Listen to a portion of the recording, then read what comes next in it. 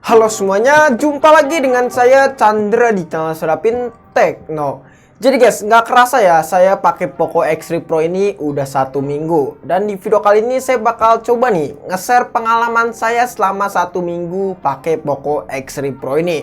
Karena banyak banget pengalaman seru ya guys ya pas pakai Poco X3 Pro selama 1 minggu belakangan ini. Dan di video kali ini saya bakal coba kasih tahu suka duka pakai Poco X3 Pro selama 1 minggu.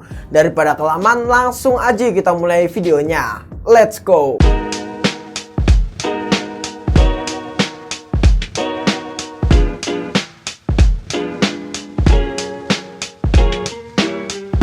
Sebenarnya belakangan ini banyak banget ya video mengenai Poco X3 Pro di channel Serapin Tekno untuk belakangan ini.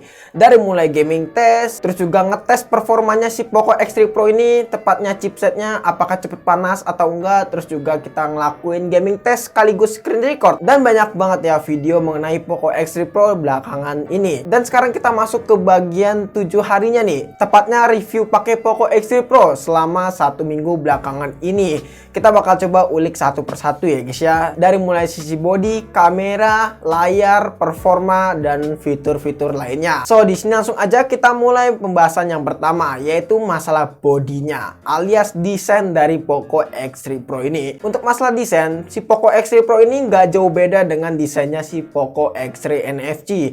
Tidak ada perbedaan yang cukup signifikan dari kedua HP tersebut. Yang membedakan cuma satu, yaitu masalah tekstur di bagian belakangnya, di bagian bodinya tepatnya. Nah, di sini kalau di Poco X3 Pro di bagian belakangnya tuh ada seperti dua material, yang satu doff dan yang satu glossy. Terus juga ada perubahan di bagian sisi logonya. Kalau di logonya tuh di sini terlihat seperti pelangi-pelangi gitu. Kalau misalnya ada pantulan dari sinar matahari. Nah, yang membedakan cuma itu aja. Selebihnya untuk masalah sisi-sisinya ini sama persis ya guys ya, dan gak jauh beda. Nah, sejauh ini pakai Poco X3 Pro selama 1 minggu untuk masalah bodinya, menurut saya di sini agak sedikit berat untuk bobotnya. Terus juga untuk bagian belakangnya di sini kalau misalnya kita pegang sering banget terjadi bercak sidik jari yang tertinggal. Dan bisa jadi HP ini tuh gampang banget berjamur ya guys ya untuk bagian belakangnya dari si Poco X3 Pro ini. Terus juga di sini kalau misalnya kita pegang feel-nya itu kerasa banget premium. Karena untuk bagian samping-sampingnya di sini sudah menggunakan material metal yang dimana kesan pas waktu megangnya tuh enak banget pas waktu ngegenggam. Cuman masalah bobotnya aja di sini agak lumayan berat. Nah, terus juga di sini Poco X3 Pro sudah memiliki sertifikasi IP53 yang dimana tahan dengan bercakan air ya guys ya, dan tahan dari terhadap hujan. Jadi kalau misalnya kehujanan HP ini semoga masih aman. Lalu di sini ada bagian yang nggak paling saya suka dari Poco X3 Pro ini, yaitu masalah bagian belakangnya. Nah, terutama pas lagi ngedengerin musik. Nggak ngedengerin musik aja sih, nonton film, nonton TikTok. Di sini kalau misalnya volumenya di kisaran 75%, kerasa banget getarannya dari Poco X3 Pro ini, yang menurut saya ini mengganggu banget. Walaupun udah pakai casing ya, silikon ataupun casing, di sini sama aja. Untuk bagian belakangnya itu gampang banget kerasa getarannya. Jadi itu kerasa kalau misalnya kita main TikTok contohnya ya. Di sini tuh kerasa banget HP ini seperti HP murahan untuk bagian belakangnya. Karena walaupun sudah dual stereo speaker, di sini tuh Poco X3 Pro untuk bagian belakangnya kerasa banget getarannya pas waktu dengerin musik, terutama pas lagi dengerin TikTok. Apalagi lagu TikToknya yang jedak-jeduk. Di situ kerasa banget getarannya guys, yang menurut saya itu mengganggu banget. Lalu di sini ada 4 kamera belakang dengan resolusi kamera utamanya beresolusi 48 megapiksel dengan menggunakan sensor Sony IMX588. Artinya untuk kamera utamanya di sini downgrade ya daripada seri NFC alias seri sebelumnya. Kalau di Poco X3 NFC di situ menggunakan kamera beresolusi 64 megapiksel dengan menggunakan sensor Sony IMX682. Tapi di sini tuh malah downgrade jadi 588. Dan untuk megapikselnya pun juga downgrade jadi 48 megapiksel.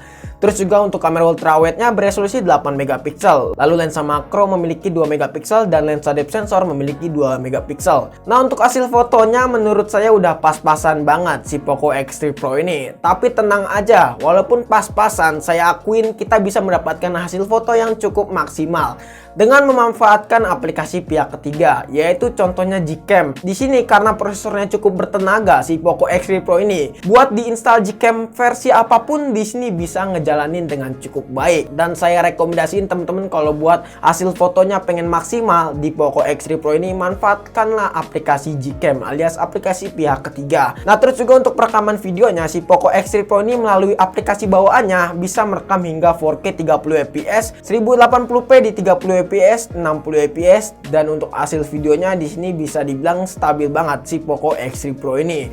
Lalu untuk lensa ultrawide-nya di sini mampu merekam di resolusi 1080p di 30 fps aja guys ya. Dan untuk hasil videonya pun juga stabil untuk kamera ultrawide-nya. Lalu sekarang kita pindah ke bagian depan dari Poco X3 Pro ini. Nah, di sini di bagian atas ada LED notifikasi. Bersyukurlah si Poco X3 Pro ini masih memiliki LED notifikasi. Lalu ada kamera beresolusi 20 megapiksel, dan untuk hasil fotonya bisa dibilang nggak terlalu bagus banget ya guys ya. Dan ini bisa diakalin pakai aplikasi pihak ketiga, yaitu Gcam tadi, kalau misalkan pengen mendapatkan hasil yang cukup maksimal. Dan untuk layarnya sendiri, si Poco X3 Pro ini menggunakan desain dot display guys ya. Dan untuk dot displaynya alias ukuran dot displaynya di sini cukup lumayan gede si Poco X3 Pro ini kalau misalkan kita bandingin dengan Redmi Note 10 ya guys ya. Nah, untuk layarnya sendiri di sini berukuran 6,67 inch, yang dimana itu cukup lumayan gede ya untuk masalah layarnya si Poco X3 Pro ini. Lalu menggunakan panel IPS dengan resolusi 1080p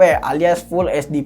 Lalu sudah didukung dengan refresh rate hingga 120 Hz, terus juga HDR10 ya, yang dimana untuk layarnya di sini lumayan cakep ya walaupun menggunakan layar bertipe IPS. Terus juga di sini pencerahannya hingga 450 nits ya guys ya, yang dimana ini udah cukup banget buat layarnya si Poco X3 Pro ini. Lalu yang upgrade dari Poco X3 Pro ini adalah masalah perlindungan layarnya dari Poco X3 Pro. Nah, kalau di Poco X3 NFC masih menggunakan Corning Gorilla Glass versi 5, tapi kalau di Poco X3 Pro sudah menggunakan Corning Gorilla Glass seri 6, yang dimana ini ada cukup peningkatan satu versi ya guys ya. Jadi lumayan lah, tambah lebih aman si layarnya Poco X3 Pro ini. Oh ya, untuk touch samplingnya si Poco X3 Pro ini memiliki 240 Hz ya guys ya. Jadi untuk masalah layarnya nggak usah ditanyakan lagi. Di sini anti delay. Buat main real drum di sini cukup responsif. Buat main game di sini nggak ada delay sama sekali untuk masalah touch dari layarnya Poco X3 Pro ini. Lalu kita bahas untuk masalah jeroannya dari Poco X3 Pro ini, tepatnya performanya. Di sini yang paling upgrade besar-besaran yaitu masalah performanya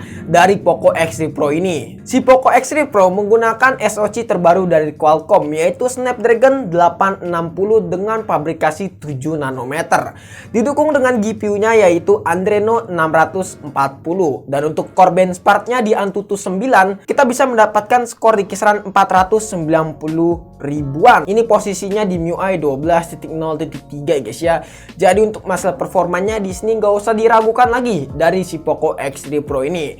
Nah, terus juga di sini buat diajak ngegame ya, di sini contohnya buat main game Mobile Legends, PUBG Mobile bisa ngelibas dengan cukup baik. Itu untuk settingan rata kanan semua. Untuk Mobile Legends di settingan ultra, buat main game PUBG Mobile di settingan smooth extreme, terus juga HDR extreme ya guys ya. Nah, terus juga buat main game paling berat dan nomor 1 di Play Store yaitu game kita settingan rata kanan. Jadi nggak usah settingan low lagi, karena untuk settingan rata kanan di sini bener-bener stabil untuk masalah APS-nya. Terus juga buat main game Genshin Impact, si Poco X3 Pro ini bisa ngelibas dengan cukup baik di settingan rata kanan. Tapi konsekuensinya agak sedikit panas ya untuk masalah suhunya. Terutama buat main game Genshin Impact selama ya kurang lebih 20 menit. Itu suhunya bisa sampai menyentuh 60 derajat Celcius. Kalau buat settingan rata kanan ya guys ya dengan 60 fps. Tapi buat settingan low dengan 60 fps masih aman banget kok di Poco X3 Pro ini buat main game Genshin Impact. Nah, terus juga di sini saya juga udah coba buat main game sambil screen record. Di video sebelumnya udah sempat kita ngebahas ya guys ya, dan di sini benar-benar enak banget ya guys ya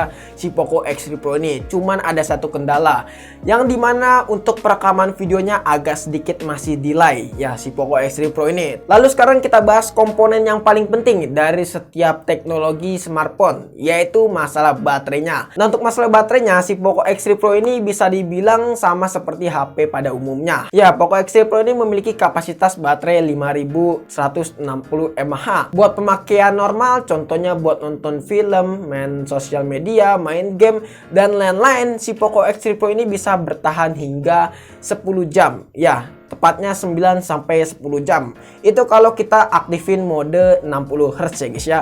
Tapi kalau misalnya kita aktifin 120 Hz, mode 120 Hz, di sini borosnya tuh bener-bener kerasa banget. Yang dimana untuk fitur layar 120 Hz si Poco X3 Pro ini kurang stabil untuk masalah baterainya.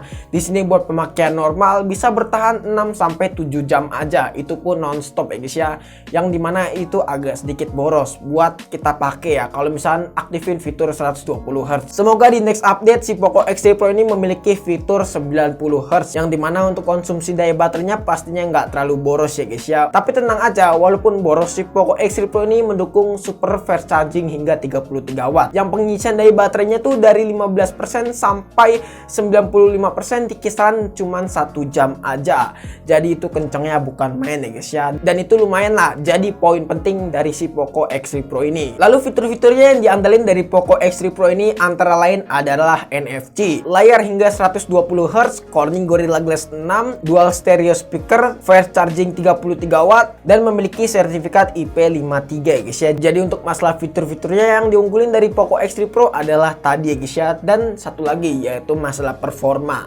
Performanya benar-benar gahar ya si Poco X3 Pro ini. Yang terakhir kita masuk kesimpulan. Ya untuk kesimpulannya sendiri, sejauh ini buat pakai Poco X3 Pro selama 1 minggu saya ngerasa puas banget. Terutama dari segi performa. Di sini performanya benar-benar ngebut si Poco X3 Pro ini. Saya sampai ngakuin HP ini adalah HP gaming di kelas 3,5 jutaan. Emang bener-bener gaming kok. Di sini nggak main-main. Kalau misalnya temen-temen nggak percaya, temen-temen cobain aja beli Poco X3 Pro ini. Tapi ingat cuannya, alias ingat duit. Kalau misalkan ada duit bisa beli Poco X3 Pro, tapi kalau misalkan nggak ada duit bisa aja ambil HP lain. Tapi sejauh ini saya ngerasa puas banget. Cuman satu kendalanya, yaitu masalah speakernya. Untuk bagian bodi belakangnya aja nih, yang kerasa seperti HP murahan, yang dimana saya kurang tertarik aja untuk bagian belakangnya. Makanya saya kalau misalkan main game sering banget pakai handset ya guys ya. Terus juga buat main TikTok ataupun buat nonton film, saya sering banget pakai TWS karena biar nggak kerasa getar-getar untuk bagian belakang pas lagi ngedengerin konten ya guys ya yang lagi disajikan. Oke guys, mungkin cukup sekian aja video kali ini. Menurut teman-teman gimana? Apakah teman-teman punya pendapat ataupun punya pertanyaan? Jika teman-teman punya pendapat ataupun punya pertanyaan bisa langsung tulis di kolom komentar. Kurang lebihnya mohon maaf jika ada kesalahan dari video ini. Terima kasih teman-teman sudah menonton video ini sampai habis. Jangan lupa juga follow Instagram kita di @sadapintekno jika teman-teman pengen nanya ataupun pengen DM kita. Chandra pamit and see you next time in the video. Goodbye, dadah. Have a nice day.